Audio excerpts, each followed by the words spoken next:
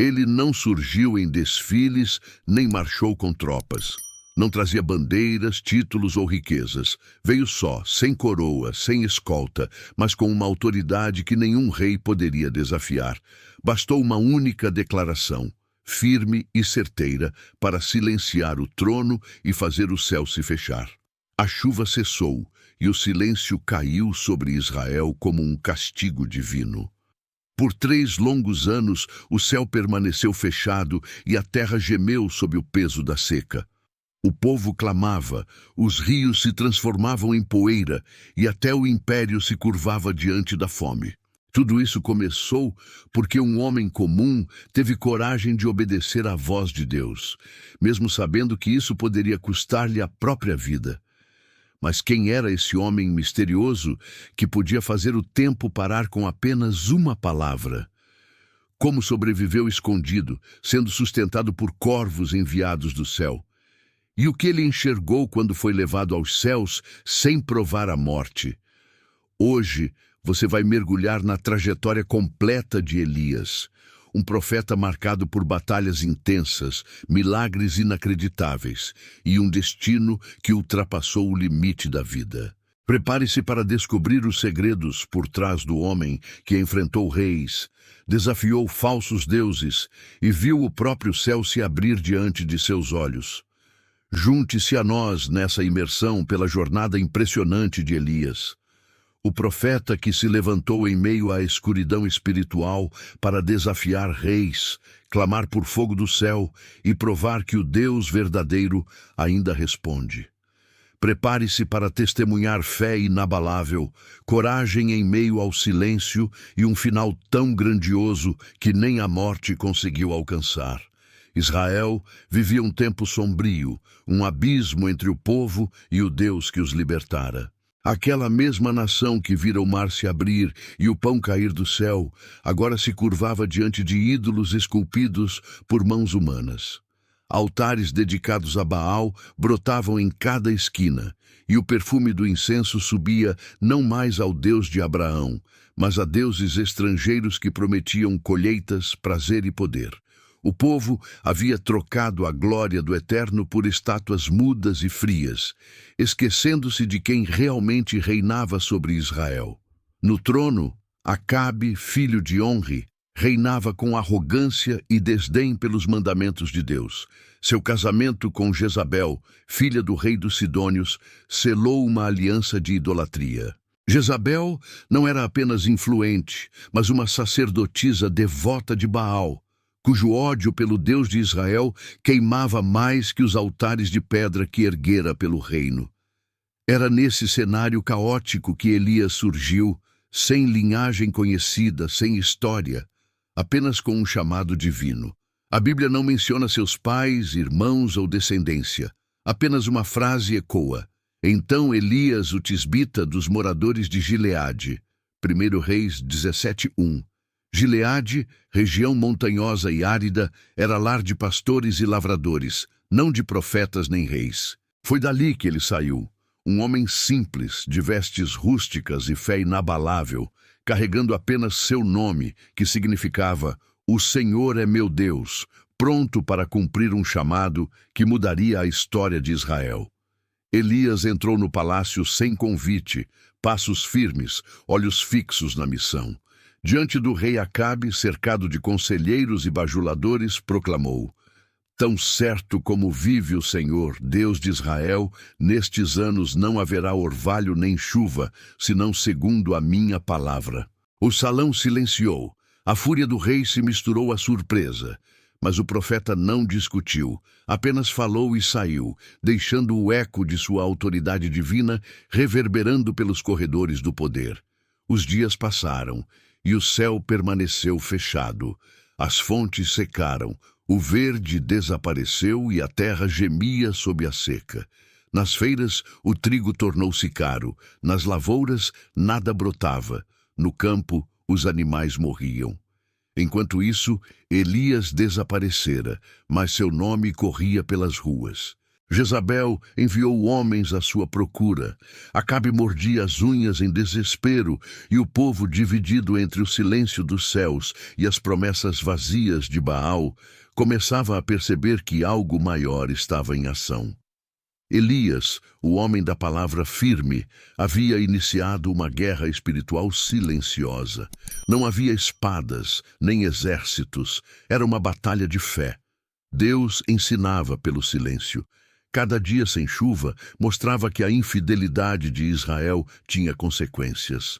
A fé de Elias não dependia da força dos homens, mas da certeza de que Deus governava os céus. Mesmo ausente, sua voz ecoava, porque cumprira o que o Senhor lhe ordenara. Quando o céu se fechou, Deus falou a Elias: Vai-te daqui, esconde-te junto ao ribeiro de Querite, diante do Jordão. Ali beberás água, e ordenei aos corvos que te sustentem. Elias obedeceu sem questionar, partindo em silêncio. O riacho estreito, no meio do deserto, era seu refúgio.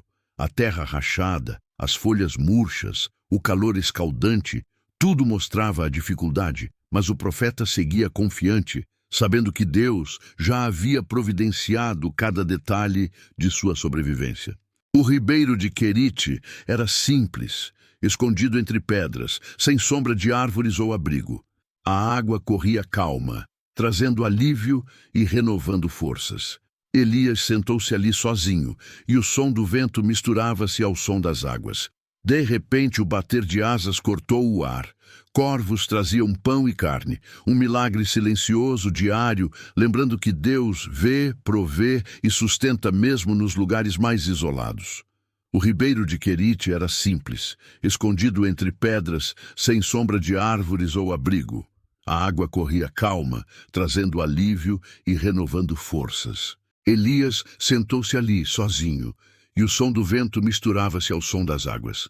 De repente, o bater de asas cortou o ar. Corvos traziam pão e carne. Um milagre silencioso, diário, lembrando que Deus vê, provê e sustenta mesmo nos lugares mais isolados. Enquanto isso, em Samaria, Acabe desesperava-se. Mandava cavaleiros vasculhar rios e poços secos. Animais morriam de sede. O povo reclamava, e Jezabel culpava os profetas desaparecidos. Mas Elias, escondido, continuava a receber o pão dos corvos e a beber água do ribeiro. Era um tempo de preparação. A solidão moldava o profeta, ensinando-o a depender de Deus e a ouvir sem distrações, a se fortalecer no silêncio antes do próximo passo. O ribeiro começou a secar, e Elias percebeu que a provisão divina tinha limites temporais. Deus sustentava enquanto houvesse água, mas o profeta aprendeu: quando Deus silencia, ele também ensina. O tempo em Querite moldou Elias. Quando a água se esgotou, ele estava pronto para a próxima etapa. O Senhor então falou novamente: Levanta-te e vai a Sarepta, onde uma viúva te sustentará. O profeta partiu sem hesitar, confiando na direção divina. Sarepta, cidade estrangeira e pagã, era dedicada a Baal. Lá, a fé de Elias seria testada ao máximo. Confiar em uma mulher viúva, pobre, fora do povo de Israel. Ao chegar, viu-a recolhendo gravetos, exausta e solitária. Ele pediu água e pão. A mulher, desesperada, explicou que só tinha um punhado de farinha e um pouco de azeite, mas Elias afirmou: Não temas, faz conforme a ordem, e o Senhor proverá. A fé encontrou resposta imediata. A mulher seguiu as instruções de Elias. Para seu espanto, a farinha e o azeite nunca se acabaram, tornando-se testemunho diário da providência divina. O filho, antes fraco, começou a ganhar força. Cada pão assado lembrava que Deus age de formas simples e constantes. Elias observava, silencioso, testemunhando o milagre da fidelidade de Deus. A provisão, pequena mas contínua, era mais do que alimento. Era prova de que o Senhor cumpre suas promessas. Dias e semanas se passaram. A rotina simples tornou-se altar de fé. O punhado de farinha, a botija de azeite, o pão diário. A viúva e seu filho aprendiam a confiar na providência invisível de Deus. Elias, que outrora fora sustentado pelos corvos, agora via o ordinário tornar-se extraordinário. Cada gesto, cada detalhe ensinava que milagres podem ser silenciosos, contínuos e sutis, mas não menos poderosos que o fogo do céu ou a intervenção direta do Senhor. O filho da viúva adoeceu, trazendo medo e desespero. A morte parecia desafiar a promessa divina. Elias, sozinho com a criança, experimentou o limite do impossível. 3 vezes se deitou sobre o menino, orando com fé e entrega total. Não havia métodos, apenas confiança em Deus. O silêncio do quarto se tornou palco da batalha espiritual mais intensa do profeta. Cada suspiro da criança, cada oração, era um confronto entre fé e morte. Então aconteceu, o menino voltou à vida. Elias, em reverência, permaneceu imóvel. A criança respirava novamente, e a mãe, antes desesperada, chorava de alegria. O milagre confirmou que Deus cumpre suas promessas e que a fidelidade silenciosa é recompensada.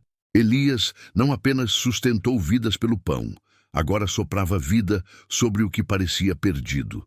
A presença de Deus tornou-se evidente na simplicidade do lar. E o profeta testemunhou a eternidade se manifestar no ordinário. Na vila de Sarepta, onde Baal era adorado, a fé verdadeira se revelou.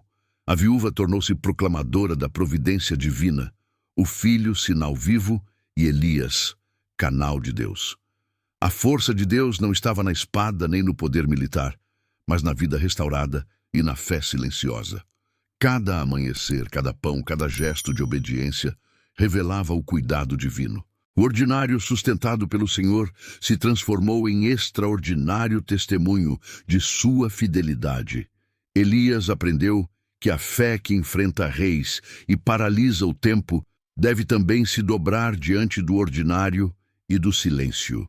O profeta, que testemunhara fogo cair do céu, agora entendia que a preparação e a perseverança moldam o caráter.